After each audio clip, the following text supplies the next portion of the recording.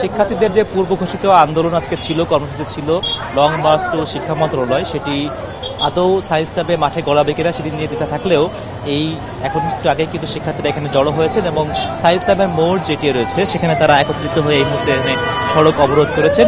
কার্যত এখানে প্রত্যেকটি সংযোগ সড়কেই যান চলাচল একেবারেই বন্ধ হয়ে গিয়েছে। দু একটি জরুরি সেবা সংক্রান্ত যানবাহন সেগুলো হয়তো বা চলার সুযোগটি পাচ্ছে, তারপরেও আসলে সেই ভিড় ঠেলে জট ঠেলে সেই যে অ্যাম্বুলেন্স তার গন্তব্যে কিংবা চিকিৎসা কেন্দ্রে পৌঁছাবে সে বিষয়েও বেশ বেগ পেতেই হচ্ছে। এবং যেহেতু এখানকার সড়ক অবরোধ হওয়া নিয়ে সাধারণ চলাচলকারীরা বেশ আগে থেকে অবগত ছিলেন না কিংবা ধারণা ছিল না, যারা এই পথে চলাচল করছেন তাদের দুর্ভোগটাও কিন্তু এখানে চোখে পড়ছে। যদিও শিক্ষার্থীদের যে সংখ্যা সেই সংখ্যা থেকে এখানে গণমাধ্যম কর্মীর সংখ্যাই বেশি বলেই মনে হচ্ছে, তারপরেও উচ্চ মাধ্যমিকের যে সকল শিক্ষার্থীরা আজকে পরীক্ষা অংশ নিয়েছিলেন তাদের সেই পরীক্ষা শেষ করার পরে তারা খণ্ড খণ্ড হয়ে মূলত এখানে এসেছেন। যেহেতু এই সায়েন্স ল্যাবের আশপাশে বেশ কয়েকটি পরীক্ষার কেন্দ্র রয়েছে, কাজেই সেই পরীক্ষা কেন্দ্র থেকেই মূলত তারা এখানে জড়ো হয়েছেন এবং এখানে অল্প সময়ের মধ্যে দীর্ঘ যানবাহনের সারি তৈরি হয়েছে, যে কারণে এখানে যানজট বলবো নাকি অবরোধের ফলে দীর্ঘ বিভ্রান্তি বলবো সেটি হয়তো বা দর্শকরাই বিচার করবেন। তবে এই মুহূর্তে যান চলাচল কিন্তু একেবারেই বন্ধ রয়েছে। যে বাসটি এই মুহূর্তে একটু চলছে বলে মনে হচ্ছে সেটি কিন্তু যাত্রী নামিয়ে খালি বাস সেটি কিন্তু তার গন্তব্যে চলে যাচ্ছে, যেহেতু এখানে যাত্রীবাহী কোনো যানবাহন এই মুহূর্তে চলাচল করতে পারছে না। এবং শুধুমাত্র শিক্ষার্থীরা সে সকল যানবাহনকেই অনুমতি দিচ্ছেন যারা জরুরি সেবা সংক্রান্ত বিষয়ের সঙ্গে জড়িত। এবং শিক্ষার্থীদের দাবি, তারা গতকালকেও যেটি ঘোষণা দিয়েছিলেন যে তারা যেহেতু শিক্ষামন্ত্রীর পদত্যাগ চান, এটি তাদের মৌলিক দাবি, সেই দাবির প্রেক্ষিতে তারা আজকেও কিন্তু একত্রিত হয়েছেন। এবং দু একটি যানবাহন যারা এই শিক্ষার্থীদের চোখ ফাঁকি দিয়ে একটু এড়িয়ে গন্তব্যে যাওয়ার চেষ্টা করছিলেন তারাও কিন্তু তোপের মুখেই পড়তে হচ্ছে। সেই সকল দৃশ্যায়ন যেমন দেখছি সায়েন্স ল্যাব মোড়ে, একই সঙ্গে এটি যে তাদের কর্মসূচির শেষ অংশ যে লং মার্চ যে শিক্ষা মন্ত্রণালয়ের ভূমিকে সেটি আদৌ বাস্তবায়ন হবে কিনা কিংবা সেটি কতটুকু পর্যায়ের বাস্তবায়ন হবে সে বিষয়ে কিন্তু আমরা এখনো সন্দিহান। আমরা দু একজন শিক্ষার্থীর সঙ্গে কথা বলে দেখতে চাই তাদের দাবি দেওয়ার বিষয়ে, তারা এই মুহূর্তে কতটুকু পর্যায়ে তাদের দাবি দেওয়া নিয়ে আন্দোলন চালিয়ে যাচ্ছেন।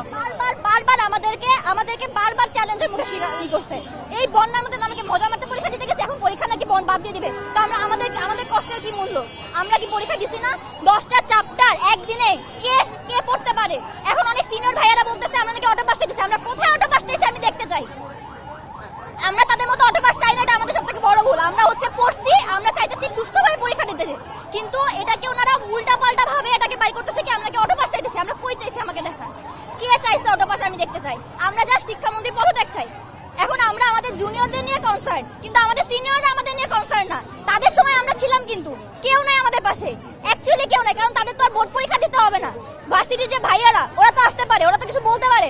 ওটা নিয়ে আমরা সবাই আন্দোলন করছিলাম কেন? কারণ আমাদের সবার ফিউচারের উপর ডিপেন্ড করতেছিল। কিন্তু এখন যারা অ্যাটলিস্ট 27 ব্যাচ আসুক তারাও আসতেছে না, সবাই চুপচাপ কেন আছে? আমার কোশ্চেন এটা, এত কিছু করার পর আমরা কেন মেনে নেব?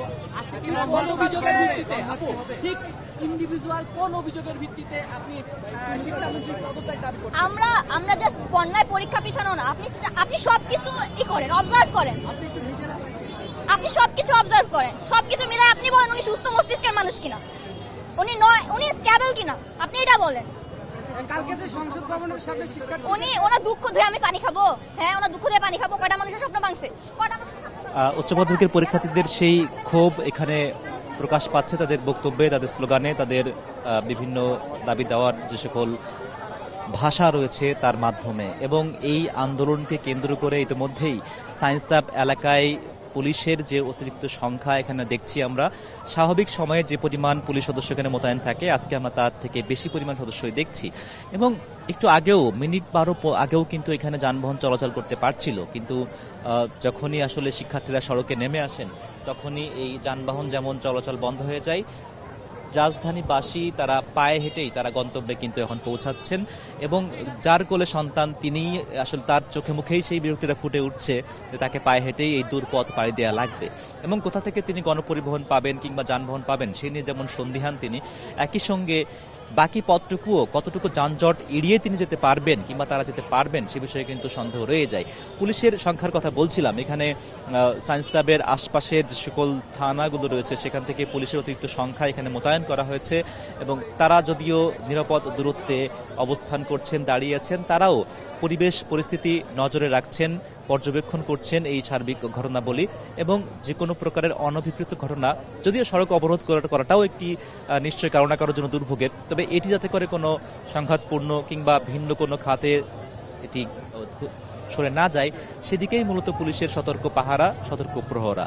এবং এই সায়েন্স ল্যাব মোড়ের উপরে যে ফুটওভার ব্রিজ সেটিও অনেকে চলাচলের জন্য ব্যবহার করছেন, এই অংশটিকে এড়িয়ে যাওয়ারই চেষ্টা করছেন, কেননা তাদের মনে হচ্ছে যে এই অঞ্চলটি একটি যেহেতু অবরুদ্ধ অঞ্চল এবং এখানে শিক্ষার্থীদের আন্দোলন সংগ্রাম চলছে, এখানে অনভিপ্রেত কোনো ঘটনার মুখোমুখি তারা হতে চাইছেন না। শিক্ষার্থীরা এই মুহূর্তে দেখছি তারা স্লোগানে তাদের এই আন্দোলনটিকে আরো বেশি জাগরুক রাখার চেষ্টা করছেন, তাদের দাবিটিকে বারবারই সেই স্লোগানের মাধ্যমে তারা এখানে বারবারই তারা সেখানে কিন্তু তুলে ধরছেন। আমরা তাদের সেই স্লোগানের ভাষা কিছুটা শুনে দেখতে চাই, তারা কি বলতে চাইছেন এই মুহূর্তে।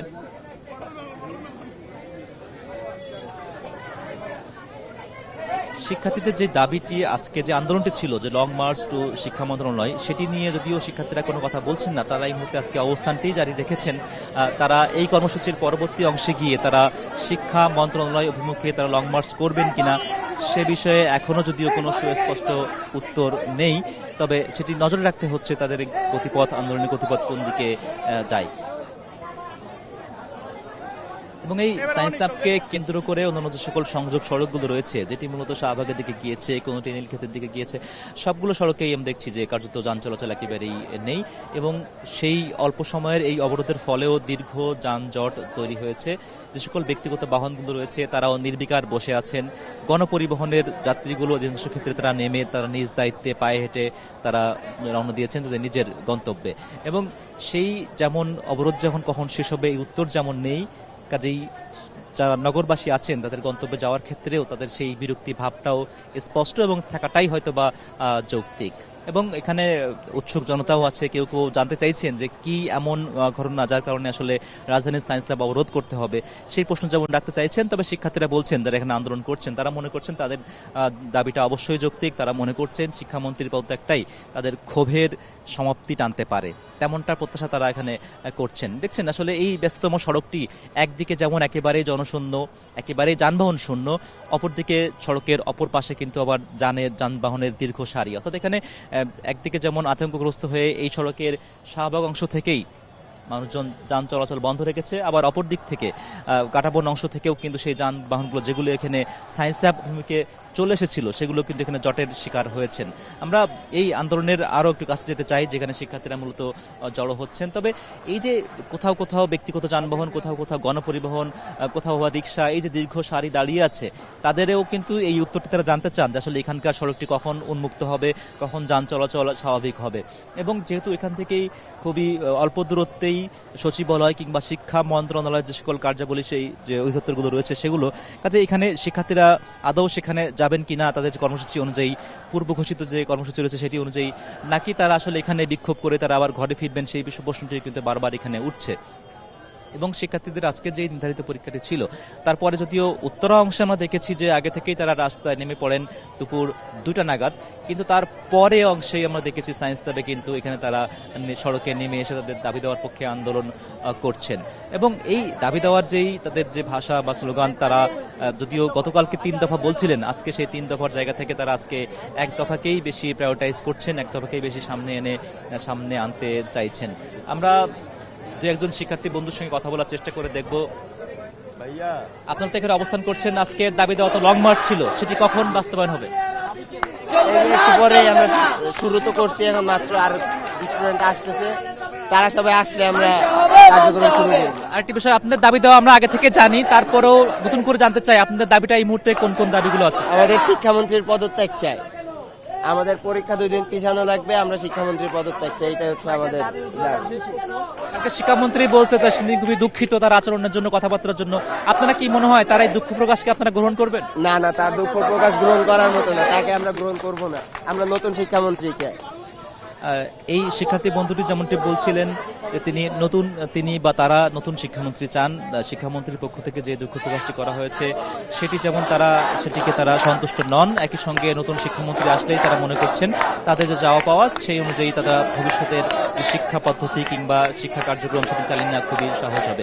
আমরা এখানে শিক্ষার্থীদের স্লোগানগুলো একটু অনুধাবন করতে চাই, শুনতে চাই তাদের ভাষা, তারা কি বলতে চাইছেন বা কি বার্তা দিতে চাইছেন।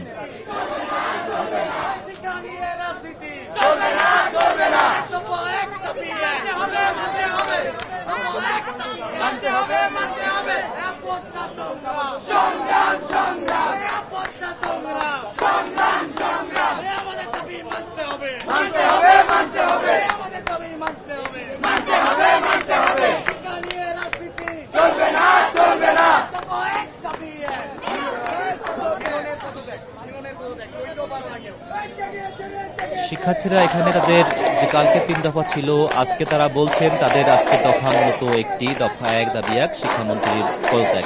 তারা শিক্ষামন্ত্রীর সরাসরি নামটাই উল্লেখ করছেন এবং তারা বলছেন যে আসলে এই শিক্ষামন্ত্রীর পদত্যাগের পরে নতুন শিক্ষামন্ত্রী আসলে তাদের যেই কাঙ্ক্ষিত শিক্ষা ব্যবস্থা বা পরীক্ষা পদ্ধতি সেটি বাস্তবায়ন করা সহজ হবে।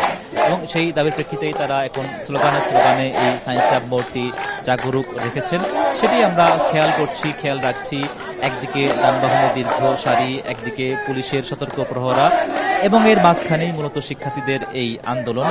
আমরা এই তাদের স্লোগানটা তারা আসলে আর কি বলতে চাইছেন সেই বার্তাটি আমরা শুনতে চাই একটু কাছ থেকে।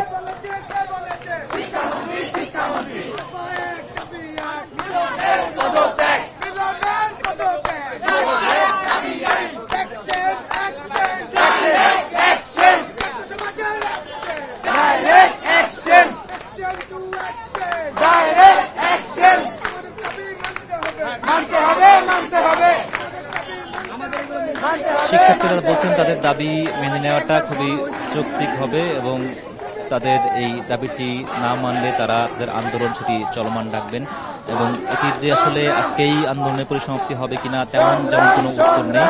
একই সঙ্গে তাদের এই লং মার্চ যে কর্মসূচি সেটিও আসলে কখন মাঠে গড়াবে কিংবা এই বিক্ষোভই শেষ হবে কিনা সে বিষয়ে কিন্তু আমরা এখন পর্যন্ত অনিশ্চিত। এবং শিক্ষামন্ত্রী যেইটি মুঠোফোনের যে একটি অডিও যেটি ভাইরাল হয়েছিল সেটিকে ব্যঙ্গ করেই মূলত শিক্ষার্থীরা বলতে চাইছেন তাদেরকে যেই ব্যঙ্গ করে কথাটি বলা হয়েছে তারাই সেটিকে গর্বের সহকারে উচ্চারণ করে বলতে চাইছেন তাদেরকে এভাবে উপহাস করা কিংবা এমনভাবে উল্লেখ করা, এমনভাবে ট্যাগিং করা সেটি তারা বলছেন খুবই হাস্যকর, যে কারণে তারাই আসলে পাল্টা আবার সে তাদের স্লোগানের মাধ্যমে সেটি বলতে চাইছেন যে তারাও আসলে সত্যিকার অর্থেই ফার্মের মুরগি কিনা সেটিকে তারা তাদের স্লোগানে উল্লেখ করছেন।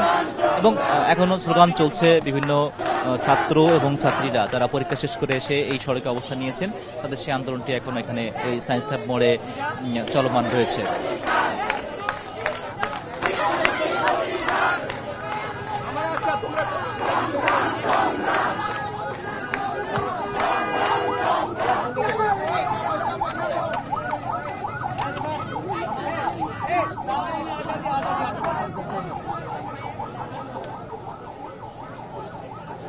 যেহেতু সায়েন্স ল্যাব মোড় একেবারেই যান চলাচল বন্ধ, কাজেই জরুরি সেবা সংক্রান্ত যে সকল বাহনগুলো রয়েছে সেগুলোই শুধুমাত্র এখানে বিশেষ শিক্ষার্থীদের বিশেষ নজরে পড়লেই তখন তারা এটি পার হতে পারছেন।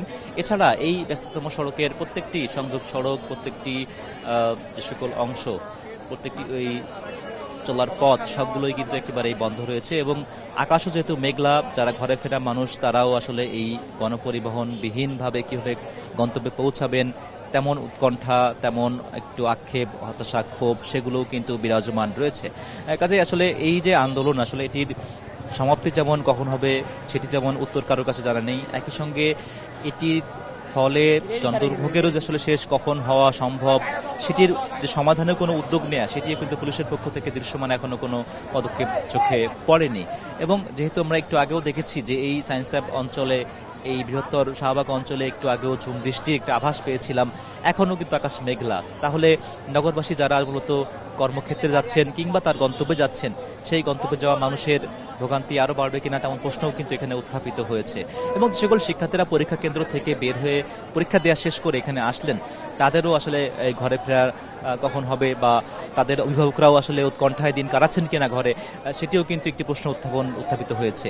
সকাল থেকে যখন রাজধানীর বিভিন্ন পরীক্ষা কেন্দ্রে দেখছিলাম যে সেখানে অভিভাবকরাও উৎকণ্ঠা নিয়ে অপেক্ষা করছিলেন তার সন্তানকে ঘরে সাথে করে নিয়ে যাওয়ার জন্য, কিন্তু যে সকল শিক্ষার্থীদের সেই সুযোগটি ছিল না কিংবা সেই অপশনটি বিদ্যমান ছিল না, সে সকল শিক্ষার্থীরাই মূলত আজকে এখানে তারা আন্দোলন করা এবং তাদের যে দাবি, তাদের পক্ষ থেকে দাবি করা হচ্ছে যে যৌক্তিক দাবি, সেই কথিত যৌক্তিক দাবি বাস্তবায়নের জন্যই মূলত শিক্ষার্থীদের এই চলমান আন্দোলন কিন্তু অব্যাহত আছে।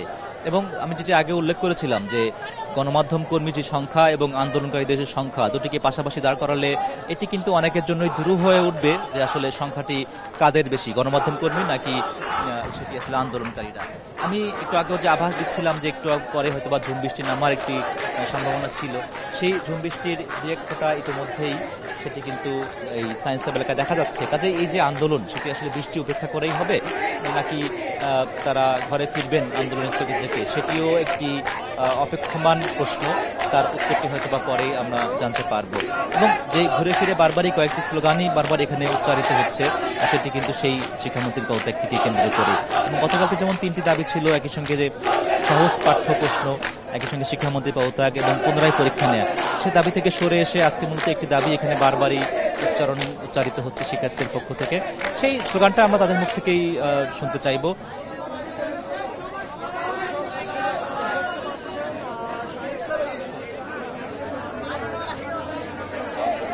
শিক্ষার্থীরা এই মুহূর্তে যেহেতু এখানে কোনো কেন্দ্রীয় সাংগঠনিক কোনো কাঠামো নেই, তাদের কোনো সংগঠন নেই। কোথায় কোথায় কোথায় কোথায় শিক্ষার্থীরা এই মুহূর্তে সচিবালয় অভিমুখে তারা রওনা হবেন বলে আমরা যেটা জানতে পেরেছি, এবং এখানকার আন্দোলন তারা সমাপ্ত করে এখান থেকে পায়ে হেঁটে তারা সচিবালয় কেন্দ্রিক রওনা হবেন, এবং সেই অভিমুখেই আমরা আন্দোলনের নমুনা কিন্তু দেখতে পাচ্ছি। এই ছিল আপাতত আমাদের সায়েন্স ল্যাব এলাকা থেকে সর্বশেষ। আমরা নিশ্চয়ই সচিবালয় এলাকা সেই আন্দোলনকে আবারও নিশ্চয়ই ফলো করবো, আমরা জানাবো। আমাদের কাছে ছিল সর্বশেষ। নিশ্চয়ই দর্শকরা তারা আমাদের সঙ্গে সেই পরবর্তী অংশগুলোতেও, যেহেতু শিক্ষার্থীদের এই আন্দোলনটি ধীরে ধীরে এখন সচিবালয় অভিমুখে যাবে, কাজেই শিক্ষার্থীদের এই আন্দোলনটি আমরা যেমন অনুসরণ করব, দর্শকরা আমাদের সঙ্গে থেকে নিশ্চয়ই এই লং মার্চ যে কর্মসূচি সেটিকে তারা ফলো করতে পারবেন। আপাতত আমরা এই সায়েন্স ল্যাব এলাকা থেকে যানবাহন যে চলার যেই নমুনা, সেটি যেমন ধীরে ধীরে শুরু হচ্ছে, একই সঙ্গে টিপটিপ বৃষ্টিও পড়ছে। শিক্ষার্থীদের এই আন্দোলন সচিবালয়ে কতটুকু অগ্রসর হতে পারে সেটিও আমরা নিশ্চয়ই নজরে রাখবো। আপাতত সায়েন্স ল্যাব এলাকা থেকে এই ছিল আমাদের কাছে সর্বশেষ।